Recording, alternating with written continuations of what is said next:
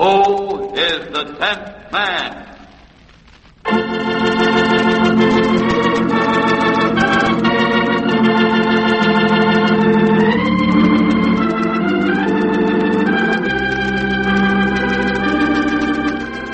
The 10th man is the one man in 10 in your community who will need emotional guidance.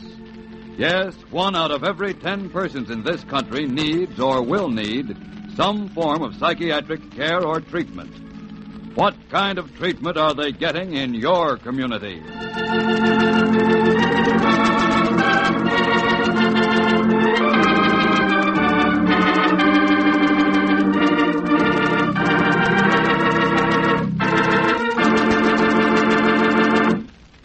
Ladies and gentlemen, this is Ralph Bellamy. Our story is called Punishment Without Crime. And it begins way back in the year 1841. It's a cold Sunday morning in a little town near Boston, Massachusetts. A woman who looks as if she might be a school teacher is being admitted to the women's jail. She's come to conduct a Sunday school class. Sunday school class, Mum. That's right. Are you the jailer? I am, but I still My don't... name is Dorothea Dix. I'm taking the place of Mr. Samuel Burt. Mr. Burt. He's one of them theological school fellas. Yes. I remember now. You told me you'd be coming. Right this way, Mum. Thank you.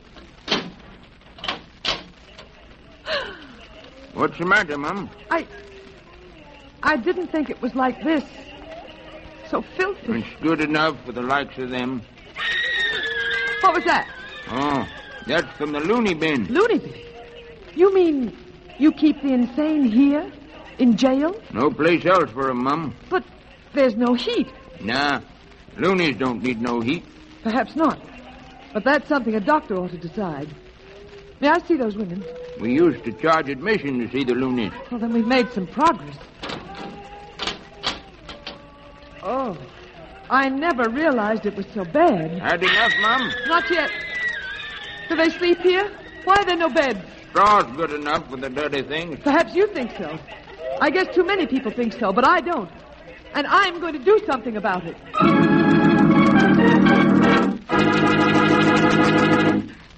And that was how Dorothea Lynn Dix got started on her amazing crusade for better treatment of the mentally ill. Before she died, 40 years after this episode in the jail, her efforts resulted in the founding or improving of 32 mental hospitals throughout the United States, Canada, and abroad. Strange that we should have almost forgotten this remarkable woman. Yet, after all, that was 100 years ago. But what about the present? What do we do for our mentally ill? We've improved some in our care for them, certainly. But have we improved as much as we should? Are we still punishing people for being mentally ill? Are we still putting them in jail? Here's the story of Harry Andrews, a composite case history made up of several cases from the files of the National Mental Health Foundation. Listen to it and judge for yourself. Martha, I've told you time and time again that I can't do anything more for Harry. But you're our family doctor. There isn't anyone else we can count on. Dr. Bryan, you've just got to help us. Martha, I'm a family practitioner, and I know my limits. There are a lot of things a family doctor can do, has to do in these parts. But fooling around with the human mind is not my line. I can't treat Harry. He needs to go to a mental hospital. Oh, no, I can't do that to him. It's the only thing you can do. Oh. Now brace up, Martha, and listen to me. Yes? If we can get Harry to sign the papers to have himself committed, it will save us from the nasty business of having him declared legally insane. But he won't sign the papers. I think we can coax him to sign. Oh, I can't do it. He'd hate me for the rest of my life. Suppose I try to keep him at home for a while. He might get over it. Martha, you know how I feel about that. Mental illness should be treated early, like any other disease. Well? Oh, I can't make up my mind now. I've got to have time to think.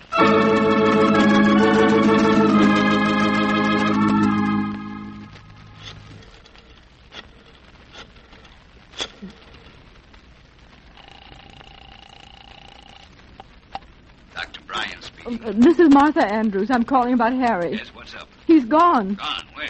I don't know. He's been gone since last night. We've been looking all over for him. Where do you suppose he'd be likely to go? I don't know, Martha. Have you called the police? Yes. They say the best thing for me to do is to stay home and wait until we hear. Oh, Dr. Bryan, he'd been talking wildly about running away to sea. Do you suppose he Martha, might... don't fret about him until we're sure. You just sit by that phone. I'll be over as soon as possible. All right, goodbye. Oh, where can that man be? Hello? Hello, may I speak to Mrs. Martha Andrews? Speaking. Who is it, please? This is Steve Culver, sheriff over in Macon County. The sheriff? Is Mr. Harry Andrews your husband? Yes.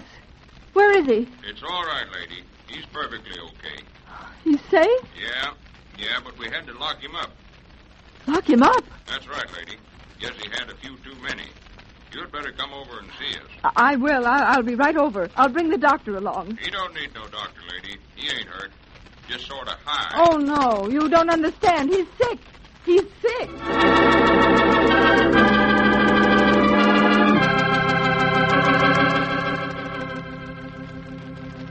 So we thought he had had a few too many and booked him on a disorderly conduct charge. But gosh, I didn't know he was cracked. I mean, a little off. This is so awful. Well, the important thing is to get him out of here and into the state hospital. Dr. Bryan, I'll never forgive myself for not doing that a long time ago. No time for regrets now, Martha. We have something more important to think about. Oh, Sheriff, can you release him to us so that we can take him to the state hospital? No, I'm afraid I can't. Well, why not? It's against the law, for one thing. You know that, Doc. If you folks want to put him in the hospital, he'll have to be declared insane. Well, how do we do that? Oh, there's something you fill out and send in. Let's see. Maybe I got a form around here someplace. Well, Doctor, how long will that take? Whenever you start filling out forms, you can get set for a long tangle with red tape. Heck, all this red tape is just to protect you citizens from getting clapped into asylums when somebody feels like getting you out of the way. You folks oughtn't to complain when the laws are made for your own good. Well, it certainly can't be good for a sick man to be kept in jail. I didn't write the laws, lady. Here's a form. You see, you have to file the application with a court of record. I guess the circuit judge can take care of that. And you, Doc, will have to send along a certificate of insanity. Then they'll let you know when the hearing is to be. Hearing? Yeah, the Lunacy Commission. Will Harry have to be there? Afraid so. Otherwise, it wouldn't be legal. No, but it would be human to spare him that. Well, then the Lunacy Commission will declare him insane and issue a commitment order. But all this rigmarole will take months. Oh, not that long, ma'am. Well, what about Harry? Where will he be all this while? Right here, ma'am. In jail? Isn't there any other way of doing this? Afraid not, Doc. But it's barbarous, medieval. Take it up with the boys at the State House, Doc. It's no concern of mine. I just enforce the law.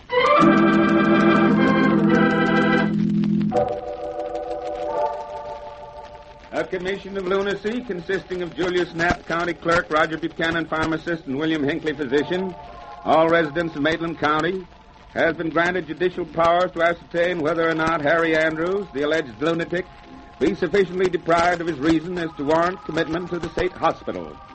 It is the recommendation of this commission, after having examined the said Harry Andrews, that he be declared insane, and that he be committed without delay to the state hospital.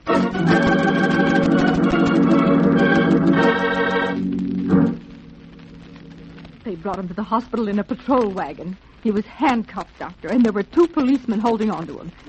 He struggled a little bit, and one of them said, "They'll take care of you in there." Oh, it was just all wrong. They didn't know how to handle him. He wouldn't have tried to run away, but they shouldn't have handcuffed him. Anybody would resent that. Yes, it was all wrong, Martha. But that's all past now. Did you see the doctor at the hospital? Yes, he was very nice. He assured me that they'd do the best they could for Harry. They will, too, Martha. Now, don't worry anymore. Cheer up. Before you know it, Harry will be well again, and you'll be taking him home. Oh, Dr. Bryan, how can we ever hold up our heads again? Nonsense, Martha. It's not a disgrace to have mental illness in the family. Then why did they keep him in jail? And why did he have to go through those court proceedings? There were good reasons for all that red tape once. Before the days of clinics and receiving hospitals and so forth. But we ought to be able to work out a more sensible and scientific commitment procedure. Something handled by doctors and social workers. Something that also provides full legal protection. It takes people quite a while to rid themselves of old-fashioned laws. Yes, we have to get rid of our old-fashioned ideas first. Now, when will that be? When we're all a bit more human and understanding. And when will that be? You've got me there, Martha. You've got me there.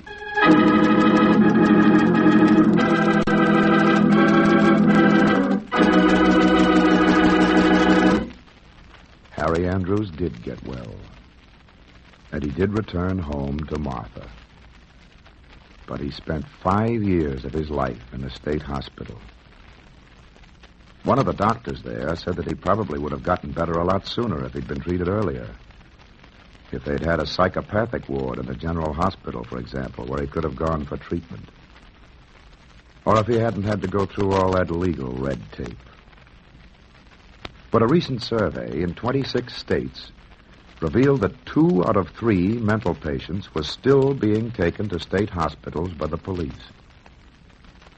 1 out of 3 of these patients was still being lodged in jail before going to the hospital.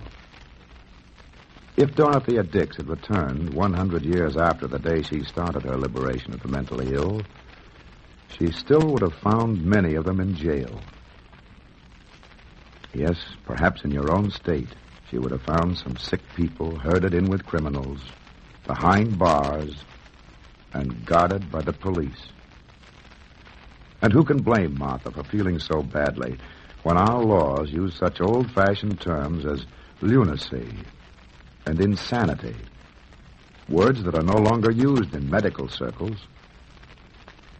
Until we reach the day when mental illness is regarded as a disease and not a disgrace, we will continue to have punishment without crime.